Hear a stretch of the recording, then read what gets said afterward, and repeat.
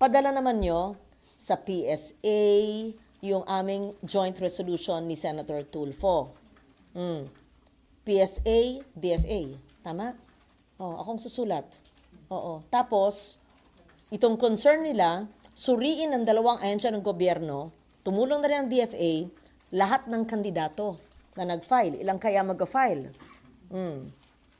Alam naman, siguro itatabi nila, kunyari ito lahat ng kandidato, sino'y parang questionable. Malalaman naman yan ng kanilang regional offices. Itabi, tapos tignan natin. So, birth certificate automatic na din. Oo. Tapos baka naman tatakbo pa yung babaeng tatakbo pa rin daw, di ba? Kapal. My God. Hindi dapat hindi payagan ng COMELEC. Diyan nila, because wala na yung kanyang, kinancel na yung kanyang birth certificate, right? But it's proven to be fraudulent. Pero wala pa daw po kasing final. Kaya pwede pa rin daw, ma'am. Dapat may gawin ng COMELEC para i-disqualify siya. She's been disqualified.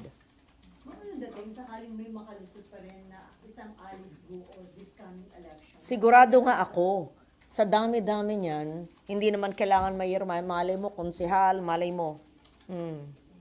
Kaya nga, magkaroon sana tayo ng hotline or Facebook page. Ayan, report foreign nationals who are either in the barangay level or SBs or SPs or mayors or whatever. Right?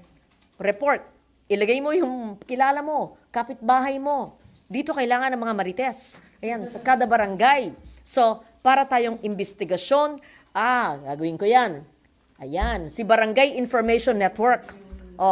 Hanapin nyo, alam naman nyo Barangay, ilang purok, ilang sityo. Pag meron dyan, marunong siya managalog, pero alam mong, lumutang lang ito nung isang taon na or 20 years ago, pero yung mga lolo niya at lolo, wala alam nyo. So, si Barangay Information Network, importante yan. Ang local media, di ba? Gawa kayo ng Facebook page. Tayo na nga. Yan, di ba? Report foreign nationals who are masquerading as Filipinos. Naku, masaya yan. So, ma'am, yung mga botante rin. Teka, I'm on Facebook Live pala, di ba? Teka. Dapat ang mga botante rin maging mapanuri dun sa mga kandidato. Oo. Kaya lang, iba nga natutunan ng Tagalog Oo. Tapos siguro, tumutulong sa mahirap. Maraming pera dahil illegal ang kanilang source. Right? At saka hindi naman yan kung ilang taon lang 20 years na. 10 years. Kaya nga talagang nabibili. Hindi pwedeng mabili ang ilang mga grupo sa mga ahensya ng gobyerno. Yun nga sinabi ko, napasok na tayo ng sindikato. Dati ang gobyerno, ang proteksyon, laban sa sindikato. Ang sindikato dati ay nasa labas, nagatago, huhulihin. Napasukan na nga tayo. They're in our midst. That's a national security issue.